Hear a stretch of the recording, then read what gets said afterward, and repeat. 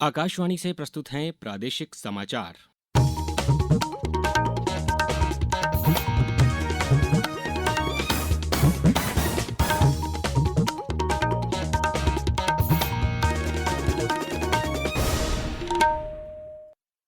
नमस्कार, समाचारों के साथ मैं अभिषेक कटियार। मुख्य चुनाव आयुक्त ज्ञानेश कुमार आज नई दिल्ली में गृह मंत्रालय और विधायी विभाग के सचिवों और भारतीय विशिष्ट पहचान प्राधिकरण के मुख्य कार्यकारी अधिकारी के साथ बैठक करेंगे। बैठक में आधार पहचान संख्या को मतदाता पहचान पत्र से जोड़ने पर चर्चा होगी। इस बीच निर्वाचन आयोग ने लंबे समय से चली आ रही चुनाव संबंधी चुनौतियों से निपटने के लिए कई कदम उठाए हैं।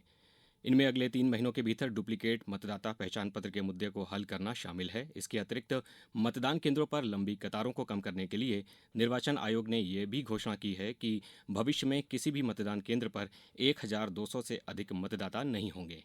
मुख्यमंत्री डॉक्टर मोहन यादव ने कहा है कि प्रदेश सरकार धार्मिक पर्यटन को बेहतर बनाने के लिए निरंतर कार्य कर रही है।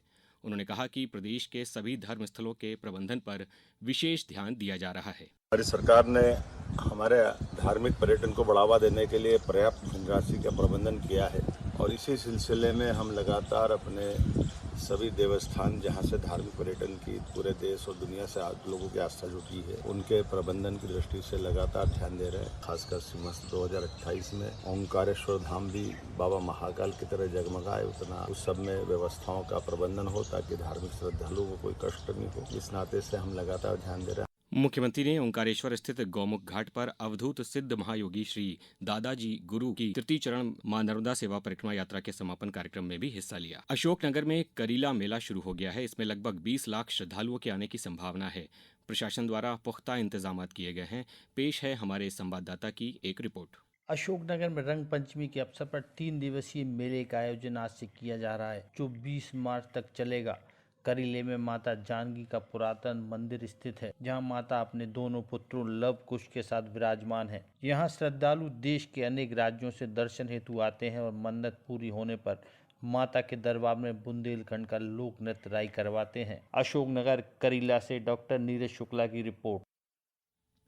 रमजान का मुकद्दस महीना जारी है। लोग रोज़ा रखकर इबादत करने में मशगूल हैं। साथ ही शाम के वक्त सामूहिक रोज़ा इफ्तार के कार्यक्रम भी आयोजित हो रहे हैं। मध्य प्रदेश वक्फ बोर्ड के अध्यक्ष डॉक्टर सनव्वर पटेल की अगुवाई में रोज़ा इफ्तार कार्यक्रम का आयोजन किया गया। आयोजन में भाजपा अल्पसंख्यक मोर्चा के राष्ट्रीय अध्यक्ष जमाल सिद्दीकी शामिल हुए। इस अवसर पर श्री पटेल ने कहा कि प्रधानमंत्री नरेंद्र मोदी के विकसित भारत संकल्प को लेकर अल्पसंख्यक विभाग आगे बढ़ रहा है।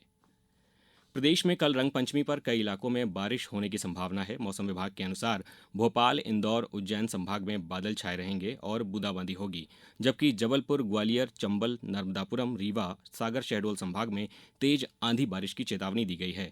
पिछले 24 घंटों में पन्ना, टीकमगढ़, सतना, मैहर, सिंगरौली, दमोह, सागर, विदिशा, जबलपुर और छतरपुर जिलों में हल्की बारिश हुई। भोपाल समेत कई शहरों में पारा 3 डिग्री से ज़्यादा कम हो गया है। धार जिला सहकारी केंद्रीय बैंक का 100वां स्थापना दिवस होने पर बैंक मुख्यालय परिसर में संगोष्ठी का आयोजन किया गया। इस अवसर पर बैंक प्रशासक एवं उपायुक्त सहकारिता वर्षा श्रीवास सहित समस्त कर्मचारी उपस्थित थे। अब कुछ समाचार संक्षेप में। बालाघाट जिले में एकलव्य आदर्श आवासीय विद्यालय की छात्रा सुष्मिता मरकाम द्वारा निर्मित और राष्ट्रपति भवन के अमृत उद्यान में प्रदर्शित गोंड शैली के चित्र को 11,500 रुपये का नगद पुरस्कार प्राप्त हुआ है। शिवपुरी जिले में समर्थन मूल्य पर चना, मसूर एवं सरसों उपार्जन के लिए किसानों के 21 मार्च तक पंजीयन किए जा रहे हैं। जबलपुर में 25 मार्च से शहीद स्मारक में पुस्तक मेले का आयोजन किया जाएगा और नर्मदापुरम के आरी में गेहूं के खेत में आग लगने से करीब 6 एकड़ में लगी 2 लाख रुपए से अधिक कीमत की गेहूं की फसल जल गई। इस बुलेटिन में बस इतना ही। अगले बुलेटिन में शाम 7:10 पर फिर होगी मुलाकात।